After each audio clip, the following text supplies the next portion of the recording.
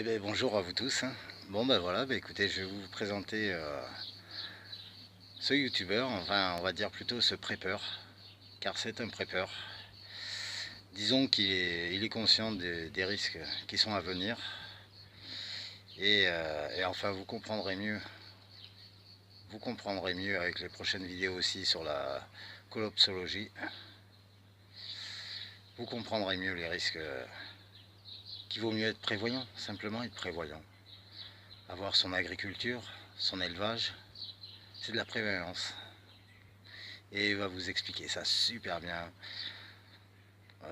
Comment faire un poulailler pour pas cher, pour rien du tout. Comment choisir ses poules, essentiel. Et voilà, écoutez, je vous laisse avec cette personne.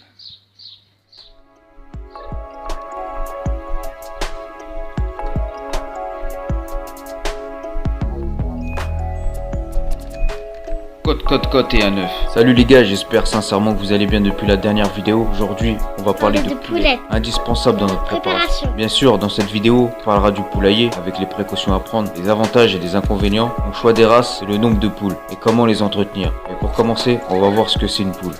Pour simplifier la chose, on va dire que de 0 à 3 mois, c'est un poussin. Le poulet, c'est à partir de 3 mois. Il pourrait être consommé à cet âge-là. Elle est belle ça. Ensuite, Quelques mois après, on pourra savoir si c'est une poule ou un coq. Une poule peut être de compagnie ou d'ornement pour certaines personnes, de batterie ou d'industrie pour d'autres. Mais pour nous, dans notre cas, ça serait une poule d'élevage familial.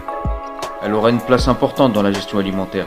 Œufs et viande, ce sont des protéines qu'elle pourra nous donner. prends bien soin Ce n'est d'elle. pas tout. Plume pour la confection et excréments pour un engrais de qualité pour le potager. La durée de vie d'une poule peut aller de 11 mois pour les industriels, 2 ans en batterie ou plus de 10 ans pour les poulaillers familiaux comme le nôtre. Elle peut pondre de ses 6 mois jusqu'à ses 5 ans en moyenne selon les races. Après ça, elle passera à la rôtissoire. Oui, je peux tuer mes animaux pour me nourrir et nourrir mes enfants. En cas de Pour besoin. moi, c'est beaucoup plus sain que les plats préparés des grandes surfaces. Un coq sera utile pour féconder les poules. Par contre, pas besoin de lui pour avoir des œufs. Seulement si on veut avoir des poussins pour perpétuer l'élevage. Il sera utile aussi pour les querelles entre n'est poules pas une et poule. défendre son petit monde des prédateurs à de sa sa taille. taille. Pour le poulailler, un abri du froid, de l'humidité et des prédateurs. Pour ma part, j'ai envie de te dire que c'est ma première construction et qu'avec du matériel de récupération, c'est-à-dire une quinzaine de palettes, quelques chutes de chevrons d'un chantier, le grillage d'un ancien poulailler et ça m'a coûté une bonne poignée de vis et la sueur de mon front d'une vingtaine de brouettes de terre comme celle-là. Rien que ça, pour aplanir l'intérieur du poulailler pour le confort et renforcer l'extérieur pour les prédateurs. Mais malgré ça, il faudra quand même prendre des précautions contre qui sont la belette, la fouine, le rat, 3 petits points, qui suceront le sang de nos poules, Il y a et aussi aussi le le renard. renard. En hiver mais surtout le printemps, car la femelle doit nourrir ses petits. Sans oublier. Serpent, chien errant, 3 petits points. Ça doit être un renard qui s'est cru au KFC du coin. Le con, lol. Le grillage, à maille moyenne, doit être enterré et recourbé vers l'extérieur. Pour que si le prédateur creuse, il sera dessus et ne pourra pas continuer. Une vingtaine de centimètres devrait être bon. On peut y mettre aussi des bouts de verre, la ferraille, 3 petits points. Ouais. Il saigne, histoire qu'il se souvienne qu'il faut pas qu'il revienne cet enfoiré. La radio, le son d'un fond de musique de Maître Gims Ah non, ou une discussion débat sur la réunification des deux Corées je préfère pourra ça. faire éloigner le prédateur. Un son assez fort qu'on entende de l'extérieur, mais pas trop non plus pour ne pas déranger nos volailles. La lumière, la lueur d'une lampe torche ou d'une ampoule sera suspecte pour lui. Pas naturel. Le mieux, si possible, c'est de la faire clignoter façon stroboscope. Il n'osera pas s'approcher. L'urine, notre odeur, celui de l'homme, n'est pas apprécié des animaux sauvages, ce que je peux comprendre. Se méfie. Alors faudrait en profiter pour uriner non loin du poulailler, pour repousser les tentatives du prédateur.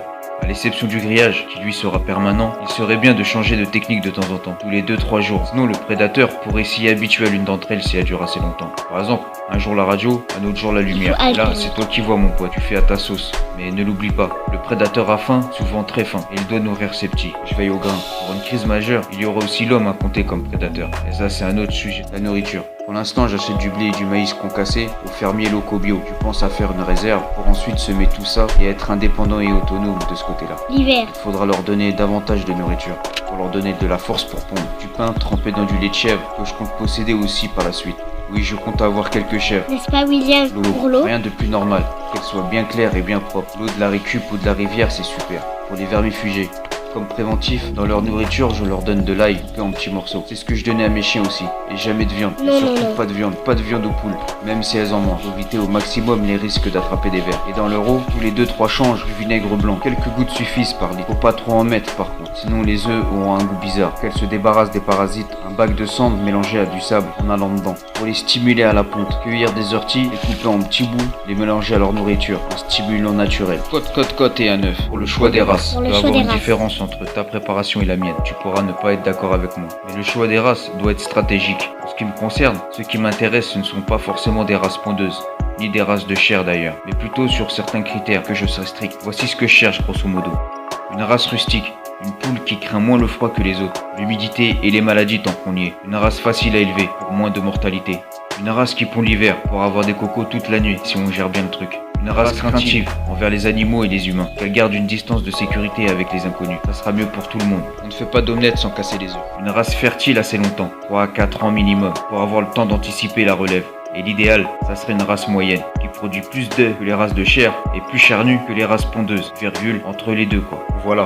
Alors je me suis tourné vers la race Sussex. Mais comme il n'y a pas de race parfaite, les inconvénients sont, ce n'est pas une très bonne mère, d'après ce que j'ai entendu. Alors pour mieux gérer les petits, j'ai pris quelques poules noires, meilleure mère, et pour adopter les poussins des autres. Comme ça, inconvénient résolu. Ça reste à voir. Sa couleur blanche. Là où je l'ai acheté, Il y avait que cette couleur. ce sont que des hybrides. Je compte prendre de pures races, un peu plus foncées plus tard. Mais comme le QG est couvert d'une forêt, après réflexion, je me dis que c'est pas plus mal. Pour pouvoir les repérer plus facilement. Inconvénient devenu avantage.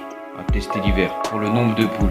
Le calcul est simple. Perso, je prends le nombre de personnes sûres qui viendra au QG. Et j'additionne la moitié pour combler les trous ou les jours où quelques poules ne pondront pas. Exemple, si on est 10, faudra 15 poules. Si on est 20, faudra 30 poules. Bon, après, faut jouer avec les races et tout ça. Si tu as 2-3 conseils, mets-les en commentaire. La vidéo est presque finie. Le mot de la fin. Si tu veux élever des animaux pour manger, élève-les avec respect. Ne sois pas une chair de poule, ce ne sont pas des jouets, loin de là. Ces animaux te nourrissent. Et parfois, ils te donneront leur vie pour. Alors donne-leur une vie correcte et saine. Ils te le rendront. Une petite parenthèse. C'est le mois du Ramdam. Je sais qu'il y a une partie des abonnés qui le font. Force et courage. C'est bientôt fini. Autre petite parenthèse. Avec du retard. Par rapport à ce qui s'est passé. Attentat au couteau. Pas besoin de dire grand chose. J'ai juste envie de dire qu'un peuple désarmé va droit dans le désarroi. Ça donne la chair de poule. À la prochaine vidéo. En attendant, faites ce que vous avez à faire. Et abonne-toi.